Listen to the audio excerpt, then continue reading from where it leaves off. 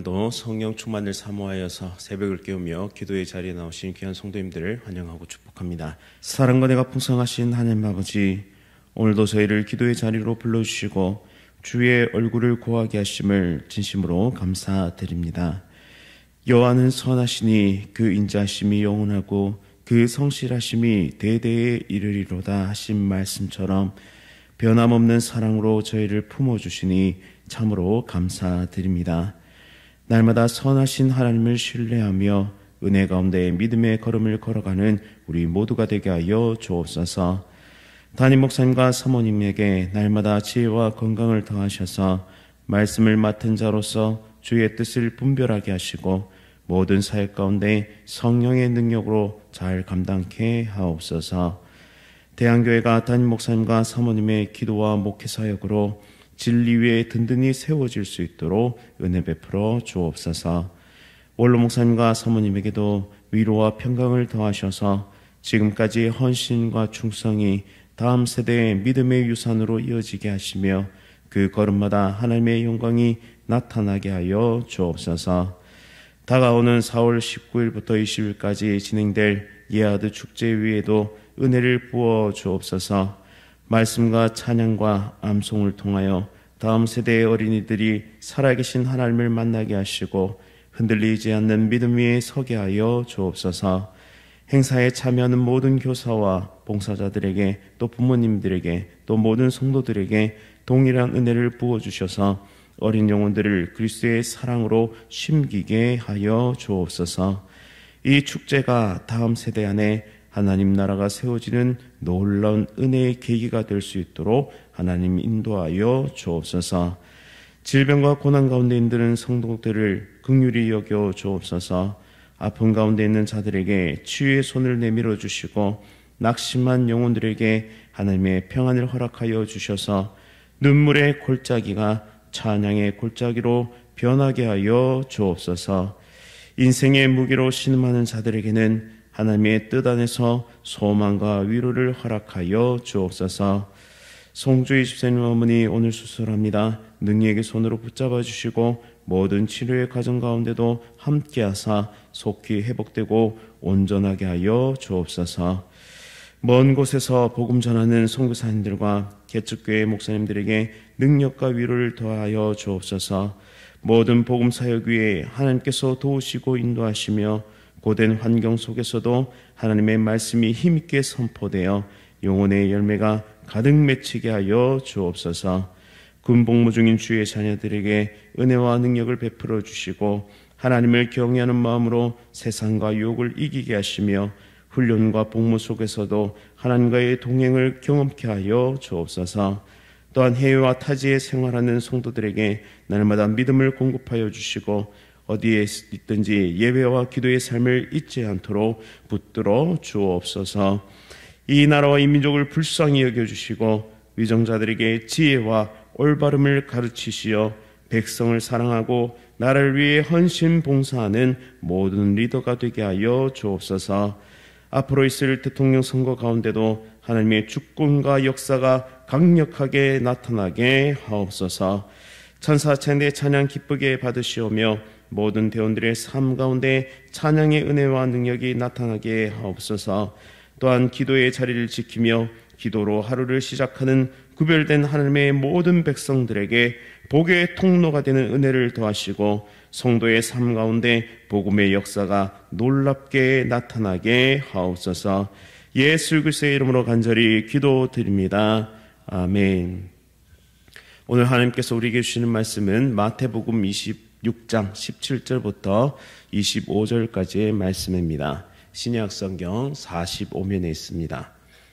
마태복음 26장 17절부터 25절까지의 말씀을 한 절씩 교독하실 때 살아계신 하나님의 음성 들으시기 바랍니다. 무교절의 첫날에 제자들이 예수께 나와서 이르되 유월절 음식 잡수실 것을 우리가 어디서 준비하기를 원하시나이까? 이르시되 성한 안모에게 가서 이르되 선생님 말씀이 내 때가 가까이 왔으니 내 제자들과 함께 유월절을 내 집에서 지키겠다 하시더라 하라 하시니 제자들이 예수께서 시키신 대로 하여 유월절을 준비하였더라.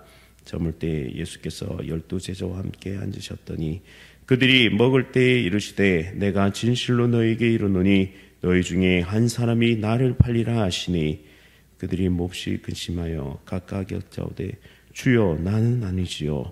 대답하여 이르시되 나와 함께 그릇에 손을 넣는 그가 나를 팔리라. 인자는 자기에 대하여 기록된 대로 가거니와 인자를 파는 그 사람에게는 화가 있으리로다. 그 사람은 차라리 태어나지 아니하였더라면 제게 좋을 뻔하였느니라. 함께 읽겠습니다. 예수를 파는 유다가 대답하여 이르되 랍비여 나는 아니지요. 대답하시되 내가 말하였도다 하시니라. 아멘. 가까이 있었지만 은혜를 놓친 사람, 가까이 있었지만 은혜를 놓친 사람이란 제목으로 말씀을 선포하도록 하겠습니다. 사랑하는 성도님 여러분, 오늘 우리가 함께 나눌 말씀은 예수님께서 십자가에 달리시기 전 유월절 식사를 제자들과 함께 하시면서 충격적인 말씀을 하시는 장면입니다. 너희 중에 한 사람이 나를 팔리라. 이 말씀은 단순히 미래에 일어날 사건을 예언하신 것이 아닙니다. 이 말씀은 예수님의 은혜의 자리, 가장 가까운 자리에 있었지만 끝내 회개하지 않은 한 사람의 마음을 드러내는 말씀이죠.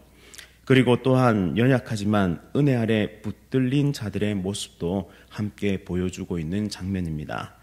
오늘 우리는 이 말씀을 통해서 가까이 있어도 변화되지 않는 사람, 같은 자리에 있지만 정반대의 길을 걷는 사람들, 그리고 은혜 없이는 그 누구도 설 수 없다는 사실을 깊이 묵상하고자 합니다. 첫째로 은혜의 자리에 있어도 은혜에 반응하지 않을 수 있다라는 사실을 오늘 말씀을 통해 우리는 발견하게 됩니다. 본문은 유월절 준비 장면으로 시작되는데요. 제자들은 우리가 어디서 유월절을 준비하기를 원하시나이까? 라고 묻습니다. 이 질문은 겉보기에는 단순한 질문처럼 보이지만 그 안에는 주님의 뜻을 따르려는 순종의 태도가 보여집니다. 예수님은 내 때가 가까이 왔다라고 말씀하십니다. 이는 단지 유월절이 가까이 온다는 의미가 아니라 하나님의 구속 계획 속에서 예수님의 죽으심의 때가 가까이 왔다라는 의미를 내포하고 있습니다. 유월절 어린 양이 죽임을 당하든 참된 어린 양이신 예수님께서 십자가에 달리실 그때가 가까이 오고 있다라는 것이죠. 그런데 이 거룩한 자리에 가룟 유다도 함께 있었습니다. 예수님의 말씀을 수년간 들었고 기적을 눈앞에 보았으며 함께 사역까지 했던 사람입니다. 그러나 그는 그 모든 은혜의 자리 변두리에서 서성이고 있을 뿐이었지 그 은혜에 진심으로 반응하지는 않았다라는 것이죠. 우리는 여기서 한 가지 심각한 질문을 던져야 합니다. 나는 지금 주님의 말씀 가운데 살고 있는가? 아니면 그저 그 변두리에 머물고 있는가라는 것이죠. 가룟 유다는 예수님의 곁에 있었습니다. 예수님의 말씀을 매일 들었고 기적을 직접 보았고 사역에 참여하기까지 했죠.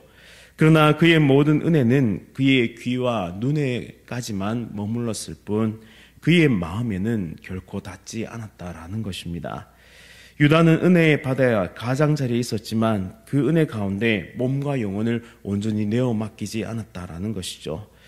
가룟 유다를 우리로 치자면 매주 예배 자리에 참석하고 기도에도 열심히 나오고 봉사도 빠지지 않는 열정적인 집사, 권사, 장로, 목사였는지도 모릅니다. 그런데 그의 마음은 예수님을 주인으로 모시지 않았습니다. 겉으로는 믿는 자였고 겉으로는 열심히 특심한 자였지만 속으로는 자기 욕심을 쫓았던 것이죠. 만약 내 마음이 주님의 은혜 앞에 반응하지 않는다면 우리도 유다와 다를 바가 없습니다. 은혜의 자리 자체가 우리를 변화시켜 주지는 않습니다. 그 은혜에 인격적으로 반응할 때 은혜는 비로소 우리의 변화의 능력이 되는 것입니다. 오늘 우리도 유다처럼 은혜의 자리 앞에 나왔습니다. 그리고 앉아 있습니다. 예배당에 앉아 있고 말씀을 듣습니다. 그러나 중요한 것은 이 은혜가 내 마음 깊은 곳까지 들어와야 합니다. 그리고 이 은혜 가운데 인격적으로 우리가 개개인으로 반응해야 한다는 것이죠. 내가 주인 삼은 모든 것을 내려놓고 예수님께서 우리 인생의 주인이 되셔야 합니다.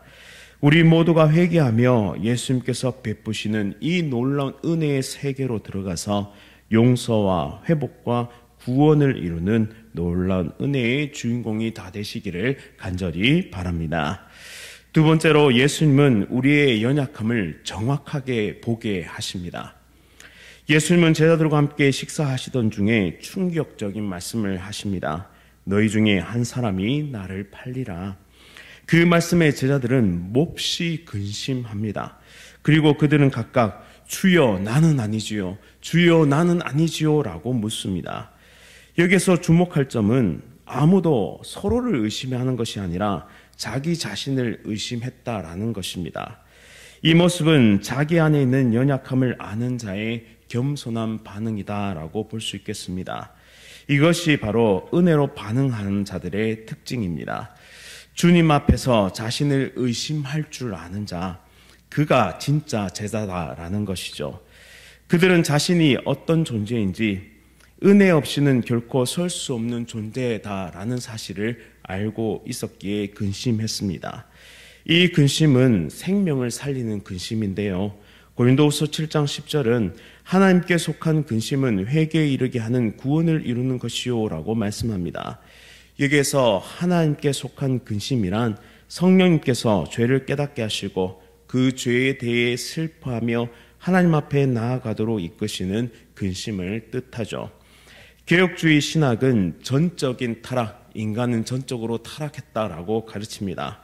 인간은 스스로 의로울 수도 없고 심지어 은혜 앞에서도 넘어질 수 있는 자임을 우리에게 보여줍니다. 하지만 주님은 그 연약함을 책망하지 아니하시고 그 마음을 근심하게 하심으로 돌이키게 하시는 분이십니다. 회개는 내가 하는 행위 같지만 사실은 성령님께서 먼저 내 안에서 일으키신 반응이란 점을 잊지 말아야 합니다. 따라서 회개마저도 은혜의 결과다라는 것이죠. 사랑하는 성도님 여러분, 우리는 유혹을 받지 않을 자신이 있어서 살아가는 게 아닙니다. 주님의 은혜는 내 죄를 늘 증명하게 하기 때문에 그 앞에 무릎 꿇고 회개하면서 날마다 연약하지만 믿음으로 나아가게 되는 것입니다. 따라서 누구나 넘어질 수 있습니다. 나도 넘어질 수 있죠. 그러나 은혜에 반응하는 자는 살고 은혜를 거부하는 자는 결국 죽습니다. 오늘 성령님께서 우리 마음속에 회개의 영을 불어넣어 주실 때에 우리의 연약함을 솔직하게 고백합시다. 주님의 말씀이 우리의 죄와 우리의 영적 상태를 드러내게 하실 때에 겸손하게 주님의 은혜가 내게 필요합니다라고 고백하면서 나아갈 수 있는 은혜의 시간이 될 수 있기를 원합니다. 그래서 죄책감에 그치는 인생 아니라 그리스도를 바라보며 애통하는 마음으로 회개하는 은혜의 백성들이 다 될 수 있기를 간절히 바랍니다. 이제 마지막으로 은혜를 거부한 자, 그는 끝내 심판에 이른다라는 것이죠. 예수님은 배신자가 누구인지 구체적으로 밝히시지만 이렇게 밝히십니다. 나와 함께 그릇에 손을 넣는 그가 나를 팔리라라고 말씀하심으로 개인적인 기회와 경고를 주시죠. 그리고 유다는 이렇게 되묻습니다. 랍비여, 나는 아니지요. 랍비여, 나는 아니지요. 다른 제자들은 주여, 나는 아니지요 라고 부르는데 유다는 랍비여라고 부르고 있습니다. 그의 입술에서 주님이란 고백은 더 이상 나오지 않는 것이죠. 그리고 예수님은 말씀하십니다. 내가 말하였다. 이 말은 단순한 사실의 인정이 아닙니다. 예수님께서 더 이상 말씀하지 않으시는 마지막 경고입니다. 예수님은 유다에게 회개의 기회를 주셨습니다. 그러나 유다는 끝까지 자기 길을 고수하게 되죠. 그리고 그 길의 끝은 멸망이었습니다. 베드로도 예수님을 3번 부인하는 죄를 저질렀습니다. 그러나 베드로는 부활의 주님을 만났고 회복되었으며 교회의 반석으로 세워지는 그런 은혜의 인생을 살아가게 됩니다. 그러나 가룟 유다는 스스로 뉘우쳤으나 그것은 인간적인 후회였을 뿐이고 결국 회개하지 않고 스스로 목숨을 끊는 비참한 최후를 맞이하게 됩니다. 사랑하는 성도님 여러분, 회개는 느낌이 아니라 결단, 선택, 결정입니다. 유다는 자책했지만 회개하지 않았습니다. 자책은 나를 바라보는 것이고 회개는 주님을 바라보는 것입니다. 베드로는 연약한 자신을 다시 찾아오셔서 사랑한다, 사랑한다, 사랑한다 하시는 그 예수님을 보았습니다. 그리고 인격적으로 반응합니다. 예수님을 사랑한다고, 여전히 예수님을 나는 사랑한다고 그렇게 고백했습니다. 은혜는 누구에게나 열려 있지만 반응하지 않으면 그것은 심판의 기준이 됩니다. 오늘 이 시간 주님을 부인하며 살았던 우리를 예수님께서, 부활하신 예수님께서 다시 찾아오셨을 때 예수님을 사랑합니다. 주님을 사랑하는지 주님이 아십니다라고 고백할 수 있는 우리 모두가 될 수 있기를 간절히 바랍니다. 이제 결론을 맺겠습니다. 은혜 아니면 그 누구도 설 수 없다라는 것입니다. 사랑하는 성도님 여러분, 가룟 유다는 가장 가까이에서 예수님을 보았지만 결국 그 은혜에 반응하지 않았기 때문에 멀어졌고 사망의 길로 가게 되었습니다. 반면 다른 제자들도 동일하게 연약했지만 그 연약함으로 인해 근심했고 주님을 붙잡았으며 끝내 회복하게 되었습니다. 우리 또한 언제든 넘어질 수 있는 자들임을 항상 기억하며 이 말씀을 경고의 말씀으로 받아들여야 합니다. 그러나 은혜가 우리를 회복케 한다는 사실도 우리는 이 말씀을 통해 받아들여야 한다는 것이죠. 가까이 있는 것으로는 부족합니다. 은혜가 내 마음 가운데 역사해야 합니다. 그 은혜에 우리가 선택하고 반응하며 나아가야 한다는 것이죠. 은혜가 아니면 아무도 설 수 없음을 날마다 겸손하게 고백하며 살아야 한다는 것입니다. 오늘 하루도 그 은혜를 구하며 주여 나는 아니지요 라는 이 질문 속에서 우리의 마음을 주님 앞에 내어드리는 은혜의 하루, 복된 하루 되시기를 간절히 바랍니다. 말씀을 기억하면서 함께 기도하겠습니다. 사랑과 은혜가 풍성하신 하나님 아버지, 가룟 유다처럼 예수님 가까이 있었으나 끝내 은혜에 반응하지 못한 자가 되지 않도록 하나님 붙잡아 주옵소서. 말씀을 듣고 예배의 자리에 있어도 마음 깊은 것은 여전히 주님을 외면한 채 살아가고 있었다면 이 시간 성령 하나님께서 회개의 영을 부어주실 때 인격적으로 반응하며 자복 통회하며 하나님께로 나아가는 은혜의 시간 될 수 있도록 인도하여 주옵소서. 베드로처럼 연약하나 근심하게 하시고 결국 예수님을 바라보며 다시 일어서는 자가 되게 하여 주옵소서. 은혜에 반응하며 예수님과 함께 걷는 삶을 살게 하시고 겉이 아니라 마음으로 인격적으로 예수님께 속한 사람이 될 수 있도록 이 시간 성령의 능력으로 변화시켜 주옵소서. 예수 그리스도의 이름으로 간절히 기도드립니다. 아멘. 하늘에 계신 우리 아버지여, 이름이 거룩히 여김을 받으시오며 나라가 임하시오며 뜻이 하늘에서 이루어진 것 같이 땅에서도 이루어지이다. 오늘 우리에게 일용할 양식을 주시옵고 우리가 우리에게 죄 지은 자를 사하여 준 것 같이 우리 죄를 사하여 주시옵고 우리를 시험에 들게 하지 마시옵고 다만 악에서 구하시옵소서. 나라와 권세와 영광이 아버지께 영원히 있사옵나이다. 아멘. 오늘 이 시간에는 말레이시아 윤병국 선교사님 위해 함께 기도하겠습니다. 말레이시아 복음사역과 난민사역의 지속적인 부흥을 위하여 또 여러 중요한 선교 행사들과 출판사역의 순종한 진행을 위해서 선교사님 가정의 영육의 강건함과 자녀들을 위해서 난민사역의 부흥, 선교사역과 출판사역의 순종한 진행, 그리고 선교사님 가정의 영육간의 강건함과 자녀들을 위해서 말레이시아 윤병국 선교사님 위해 함께 기도하겠습니다. 또한 이어서 예하드 축제를 위해서 또한 암과 여러 가지 질병으로 치료 중이신 성도들의 회복을 위해서 함께 기도하겠습니다. 오늘 하루도 성령 충만으로 승리하십시오.